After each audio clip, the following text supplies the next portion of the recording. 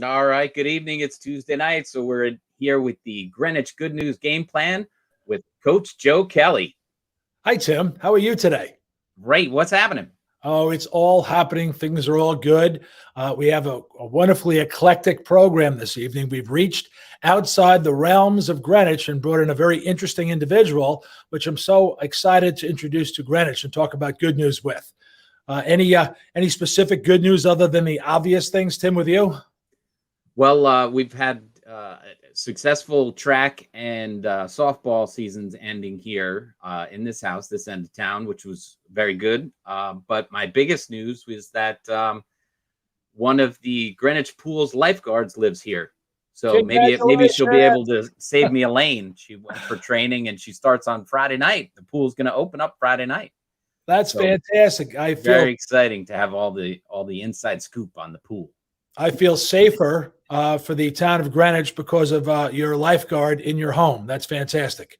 And is it your daughter's son who's the lifeguard? Yes, Jillian, carrying on the Judge legacy of lifeguarding and pool etiquette in the family. So, yes, very excited for her. Well, fantastic. That's good news. That's good news for everybody. Well, good news is life's coming back to normal. Things are opening up. Face masks are off in a lot of occasions. We're pushing to have the school remove their face masks. The high school is now almost fully attended. Yeah. We have seniors, juniors, and we'll have sophomores in there soon, and freshmen as well.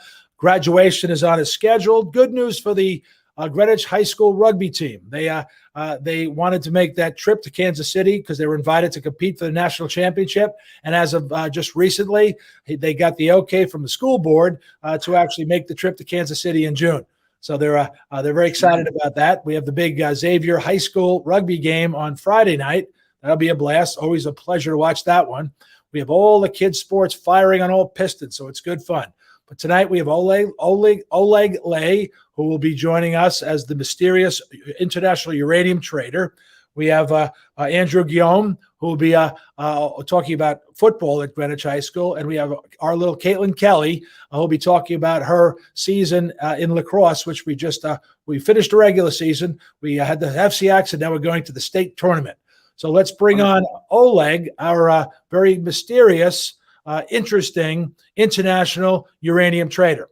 Now, Oleg, tell us a little something about what you do. And you and I talk on a daily basis because I'm a uranium broker and I facilitate deals. But you're a uranium trader. You travel the world buying uranium, selling uranium, finding many very different sources and different prices and very interesting places that you go to. So tell me something about what you do in your normal day.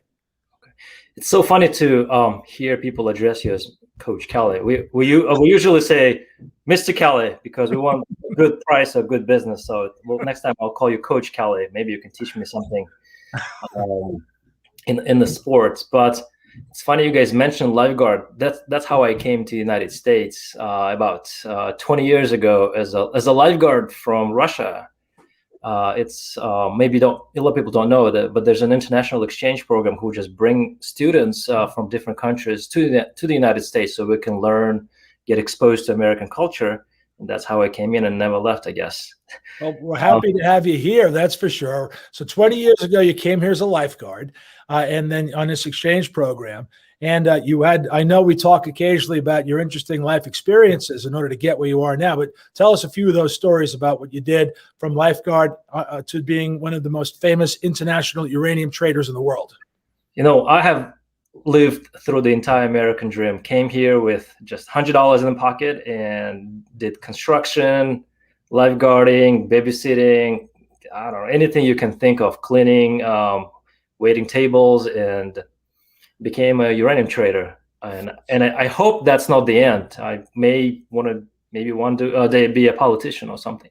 Well, with the way you've achieved in so little time, 20 years, not only have you done it professionally, but you've built a tremendous family as well. Tell us about your family here. Yeah, we have an international family. My wife is from Ukraine, but she is Armenian, Russian mixed, Armenian, Russian, Greek mixed. And I guess my kids are mixed of everything else. And I'm Korean, and you're going to be surprised that I am from Russia. And if you don't know, there's many Asian-looking people living in Russia, especially in the south and in the east of Russia, and Koreans in particular. It's a very large community.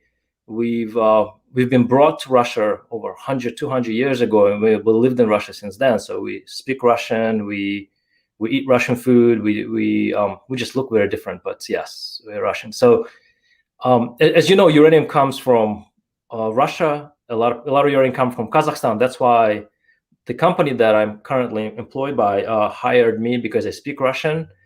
And it's a Japanese company, so I look Japanese a little bit. So just to satisfy the management that they found somebody local and with the Russian-speaking skills, they hired me. And one funny story is a couple years ago, we were testing one facility in Russia, whether they can produce or they can successfully recover uranium and vanadium. And I took a sample of that rock, got on a plane, checked it in, got on the plane, picked up my bag in Moscow. It was going through a security, and the alarm went off. And the entire airport was shut down. And I spent several hours at the airport being questioned and interrogated by all the different agencies why I brought nuclear material and all that stuff. And it was not a very, very pleasant experience. So actually, people in the uniform, different custom officers, because radiation level was pretty high.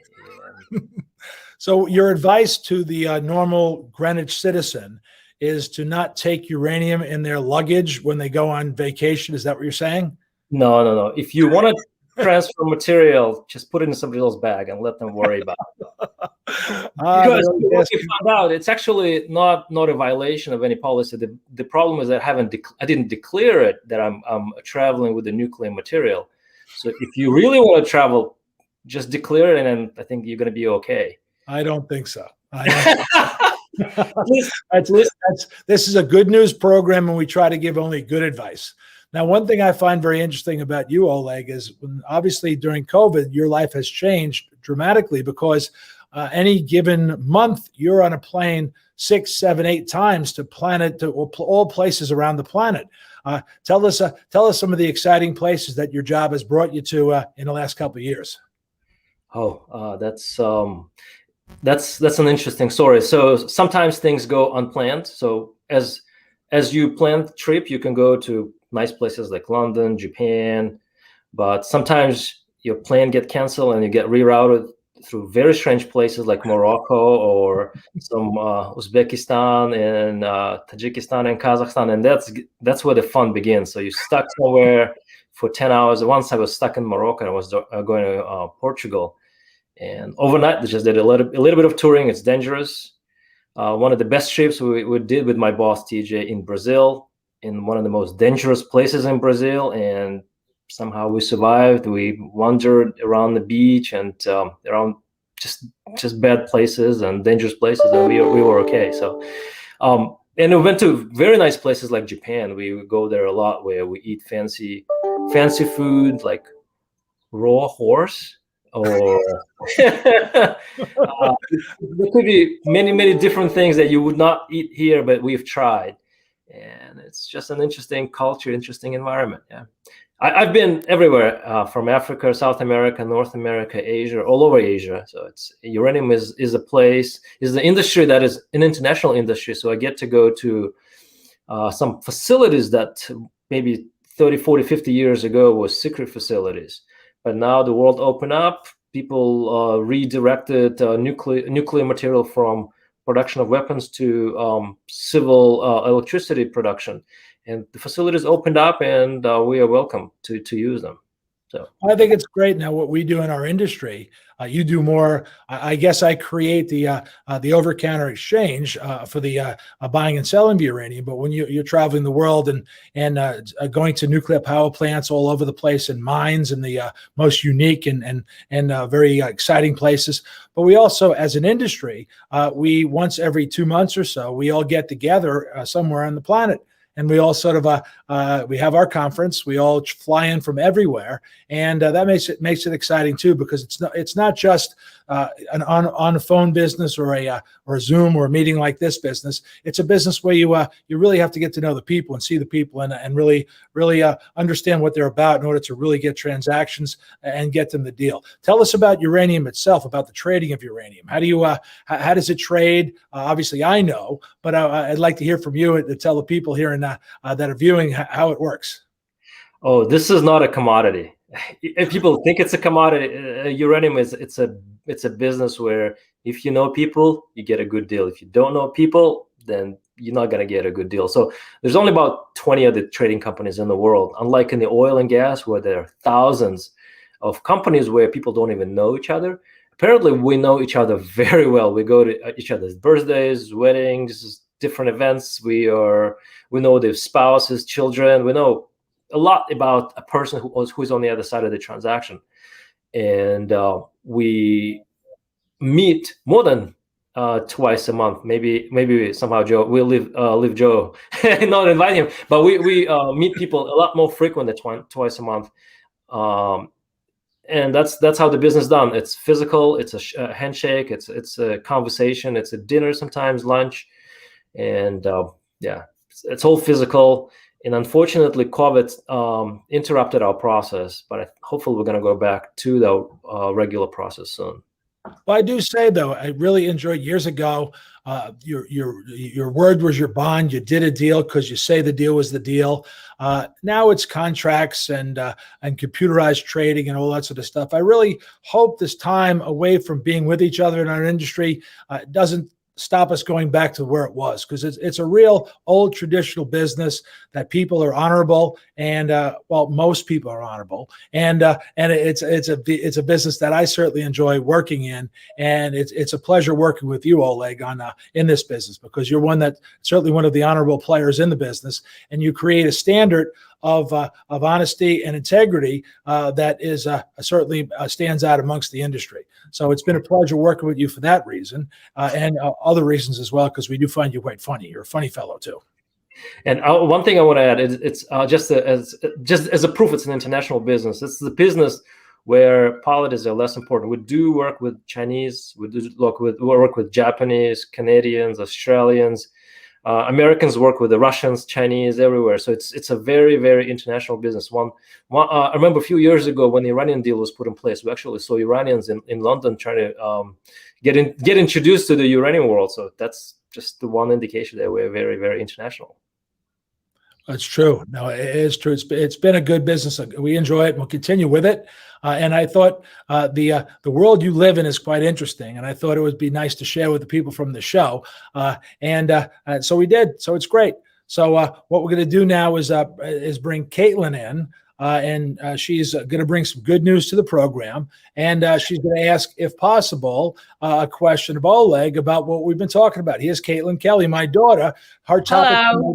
Her topic is going to be the lacrosse season, but we're going to see if she can ask Oleg a question as they transition through. Okay, well. Don't ask me to carry uranium from one point to another. Well, I don't think I really need to know that just yet. So,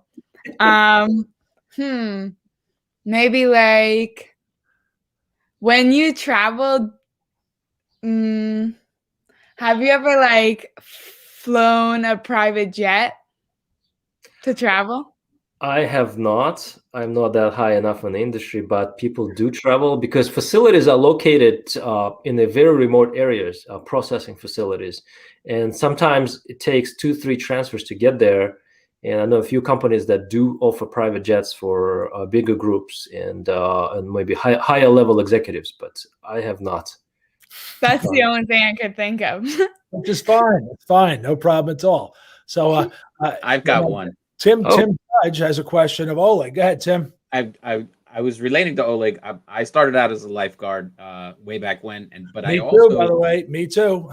also was a longline fisherman, and a longline fisher. I caught a yellowfin tuna, which was then immediately shipped to Japan. Oh, right, wow. it was a 500-pound fish, And I found out from this guy that all the best tuna, every bit of the best tuna that's caught around America gets shipped immediately, FedEx overnight to Japan. So, of course, I had my first piece of sushi on that boat. But I was asking for you was, where did you find the most exciting food, since you traveled all over the world?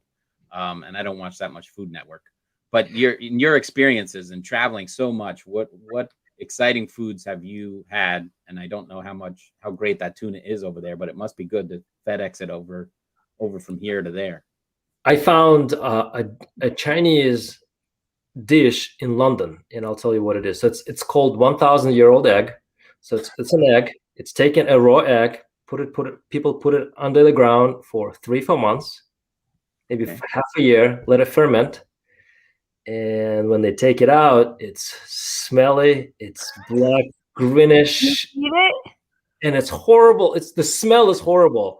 And I found this egg was offered in the Marriott London for breakfast, and I was shocked. And I saw British, and some British didn't want to even be there close by, but I actually saw some people taking a little bite of it and give it a try. So was an interesting experience. So the taste is much better than the smell? Taste is better. Smell is horrible, but taste is better.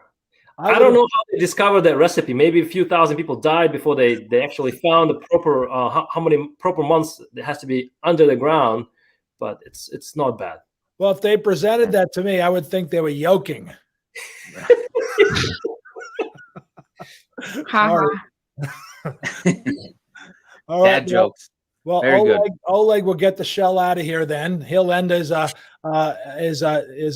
presence on the show. Thank you, Oleg. I do appreciate you sharing yourself with our community and our audience. So, Oleg, we'll talk to you tomorrow. Thank you, Joe. Yeah. Bye. Kaitlin, hello, Kaitlin. Hello. Kaitlin, you guys, I had so much fun watching your team play this year. I had only watched a little bit of lacrosse as you were younger, and it kind of it really culminated into an exciting sport now that you brought it to the high school varsity level. And just watching you guys play out there, your stick skills, your ability to run up and down the field, your ability to kind of a couple of times you guys went down a little bit early on, then you caught up and you won these games, and it was just so exciting to watch. Tell us how your season went. Well, it's been really good. We had a rough start in the beginning when we had to quarantine, but then right after the 2 weeks, we jumped right back into it, and we had our first game against Staples, and we were really an underdog team because we were never really good in the past, and Staples was ranked pretty highly. And so this was our first game out of quarantine, and we beat them, which was really good. And so we were basically just riding that high from beating them, and we won a couple other games, and then we played New Canaan, which is the best team in the FCAC right now. And we lost to them, but it was a really close game, and we're a really young team, so it's been good kind of gelling with each other. Like all of the starting lineup is basically sophomores, freshmen, and a couple seniors, but it's been really fun. So, well, tell me about the leadership of the team. I'm sure there's a few strong captains on the team that help. Anytime you have, and being a coach for many years, it's kind of hard to get the younger kids on a varsity team because it's so intimidating and scary at times. Get them organized and playing properly.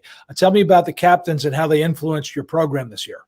Well, we have 4 captains, Grace Collier, Delaney Roth, Emma Norton, and Haley Hires, and they've been very supportive and very inviting.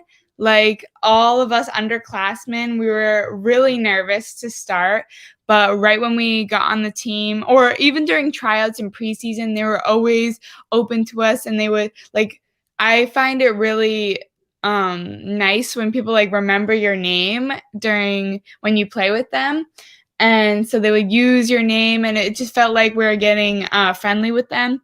And we have a bunch of seniors on our team. I think we have 11 or 13 seniors, and we've made very strong bonds with all the seniors. I mean, the seniors on my team have become like my best friends. And we had senior day actually a couple days ago or last week or something. And it was really fun. But yeah, our captains have really led us to all these wins that we've had. And yeah. Well, now tell me, it must have been so exciting coming out of the lockdown of COVID with the masks and the inability for people to get together and enjoy each other's company to compete in a sporting event. It must have been so exciting when the season started and we knew we had the green light to do it. And you guys were practicing really, really hard every day. Did you practice extra hard? And were you extra enthusiastic because of the fact that we were locked down for so long? Yeah, it's like the best thing ever, especially coming out of not having a season last year. We were all super excited. Like I don't think any of us have missed one practice. Like we've been going to every single practice every single day, and we've had practices on Sundays, and we've like been practicing every single day as much as possible. And even when our coach says that we could have a rest day, sometimes we'll get together for captain practices. We're very pumped. Like, and sometimes we'll have like elongated practices and we'll have to stay there a bit after for film or whatever, but we're always ready to do it because we love it and we know how it feels not to have it. So we're taking it for granted, or not taking it for granted.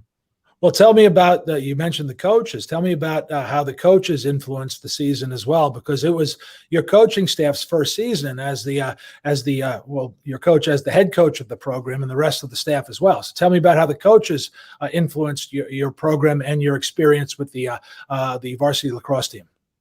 Well, we have Tara Clow as our head coach, and she has really lit a fire under all of us. And I think that she is very supportive, and during like getting to know her during the past couple months has been really nice. And she definitely can like open us up to so many opportunities because she has so many connections with the lacrosse world, and she's really just fired us up. And then we have Shannon Collagen, which is she actually played with my sisters for soccer and she's our conditioning coach, and we've gotten in such good shape because of her. Like I've never been in better shape. So we are very thankful for our coaches.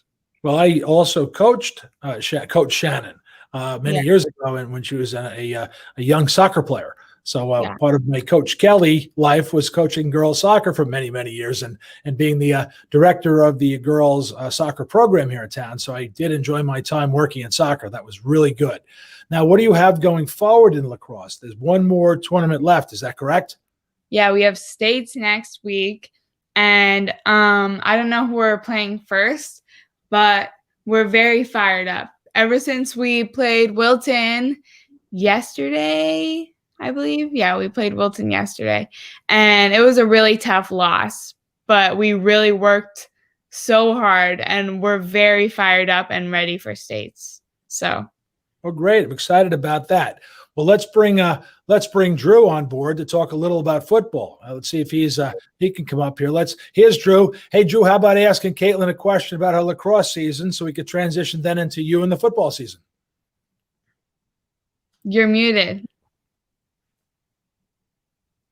How do you guys think that you're going to do in the next game that you guys have? Well, considering that we don't know who we're playing yet, so I think that'll factor in, but I think any team that we play, we're very fired up right now, and we're really hungry for a win. So I think any team that we play is going to get a run for their money. Okay.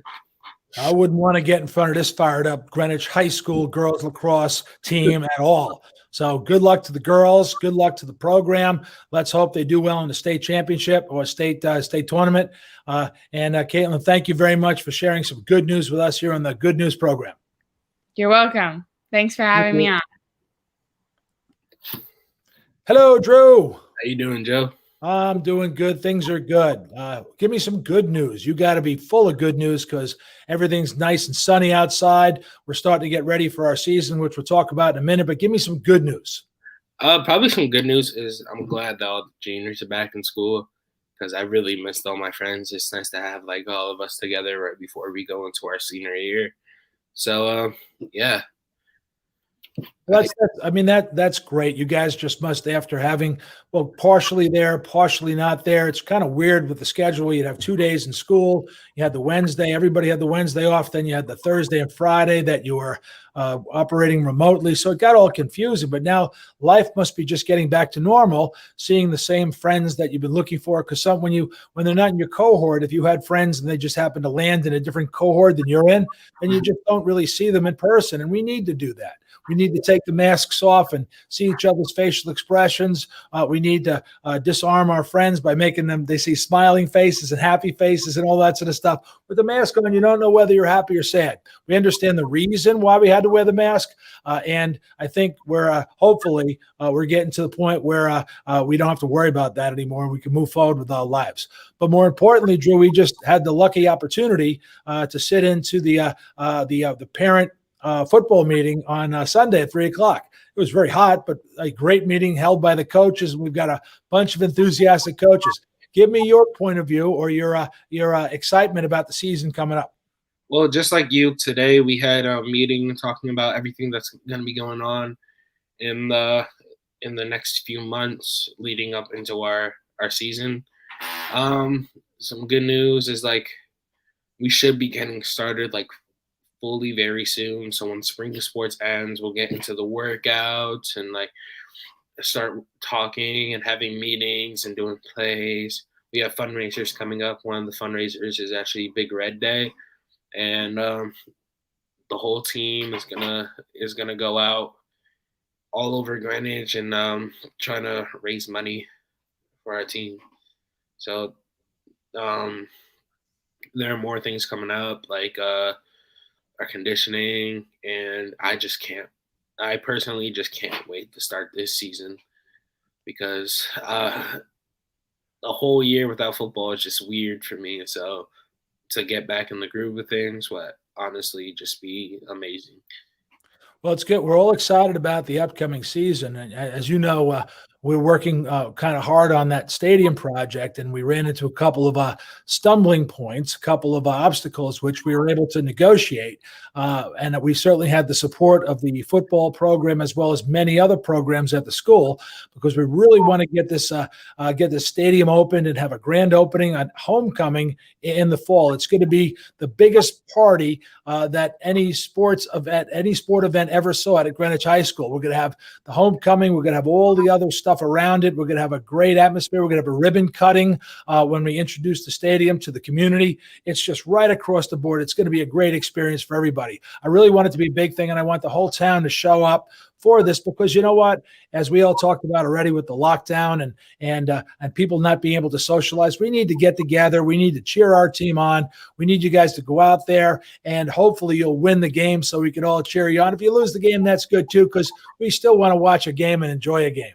So we're excited as a community about watching the football program put on the show with the cheerleaders, and maybe we'll have the youth football league out there doing some halftime, sort of throwing the ball around. It's all good. And now you're a defensive back. Is that what you are? Or you're I'm a defensive lineman. Yeah, of course you are. Now give us a little show of your muscles there, Drew. What do you got, muscles? Let's see what you got. What are you tilting the scales in at? Did you weigh yourself as of late? Not lately, but the last time I weighed myself, I was around 303. So 303. So you make yourself a good lineman. It'll be hard to move you out of the way, and certainly you'll be moving bodies out of the way. How's the team look for this year coming up so far in the early goes? To be honest, I was a little worried with the whole COVID thing that like maybe we're gonna get slower, but I'm really proud. I'm really proud of our team because we've been working out in the off season. We've been really getting ready for this next season, and our team is actually looking very fantastic. Our D line, our O line, offense, defense. I'm stunned with how good we're doing. Well, that's great. I mean, basically, we want to all hit the ground running. I know Coach talked about lots of activity over the summer. You have that quiet period for like a week or two where you don't do anything, but that's the only chance you have to do nothing. The rest of the time, you're working out like crazy, getting ready for that season, bonding with your teammates, getting to know your coaches, getting that experience that's going to prepare you for challenges in life forward in this experience of a sports program reaching its apex. So I'm so looking forward to it. We met on Sunday, all the captains' parents. We were captains' parents ourselves some years ago, and Joe Jr. was at the high school. So and they're enthusiastic and excited about everything as well. So it's all good. Drew, thank you for coming on and talking about football. And is there anyone, Tim? Is there anyone in the green room wants to come back on and say a few more things, or have they all signed off? They signed off, but I just want to say I'm glad that all the students are back in the high school, and I'm sure Drew mentioned that he is. Drew, did you mention that I was your substitute teacher back in the day? Yeah, you were my substitute teacher for one class. I remember that. That's right. He walked in, and I was like, I know that guy. Of course, I didn't really know him, but he was on the show probably 2 weeks before or something like that, and I was like, wow, there he is. So I went up and said hello. But it did. That was the only time I subbed at the high school this year, just that one shot. And it does seem very like a lonely place when it's so empty like that. So I'm sure it's a great thing that all your friends are back. And I hope you just don't, catch spring fever and you still get a little studying done. And is it 7-on-7s that they do in the springtime or something like that? 7-on-7 are actually going on right now. Right now? Oh, okay. Yeah. I've been to a few of those. Those are always fun too. So if you're doing those, that's great stuff. Well, Tim, I'm going to make a point about something you had just mentioned. In my 10 years coaching at the high school, I'd have sometimes a busy day at work, and it would drain me and maybe kind of take the happiness out of me. And I found going to the high school as a coach with the kids and the other coaches and the atmosphere at the high school, it was a happy place. It really was. It was a good place to go. It had a great atmosphere, a great buzz about it, and it really made me better. And I really enjoyed that experience. And I felt that it got shared with the kids as well because they got better as well. So that whole atmosphere that with the school and the great teachers we have in the school system and the great coaches we have over there and the great administrators at the school, all that coming together created a really good, happy place for everybody. And I'm so glad we're getting back there because our kids really need that. You know what? Not just our kids, but our adults need that. And Tim, you knew that as a substitute teacher, you must feel the buzz when you walk in there. Yeah, absolutely. There was a big difference. And like you said, I mean, we all know students. So if they think half their friends are sitting at home and getting to do whatever they want, it just changes the whole idea. Working from home a couple days and then you go and not all your friends are there. And it's just all disjointed. So, that cohesiveness and learning together and motivating each other is definitely got to bring a positive thing to school again. Perfect. Great. Good for everybody. Well, we have graduation on June 21st. Looking forward to that. That's going to be great. I'm not sure how we're setting it up because we can't do it in the stadium because we don't have that constructed yet. And you can't do it on the field in the stadium because it's that one bridge in and one bridge out, and you can't put thousands of people in there with just that one bridge in and one bridge out. So we're doing it on Field 6 and Field 7. So hopefully it'll be a grand affair and everybody really appreciates it. I know I'll be wearing my I guess this is graduation outfit with the gown, and I think I have a cap and something around, and I'll be up there on the stage wishing the best to all the graduating seniors. So I'm very, very much looking forward to that. So it's all good news. Another great good news program. Thank you, Tim. Thank you, Drew. Thank you, everybody. We'll see you guys later. Have a good one. Oh, bye-bye. Dan Quigley says Shirt of the Year award for you. Perfect. Very good. All right, thanks, guys. man. We'll see you next week. All right. See you guys. Bye-bye.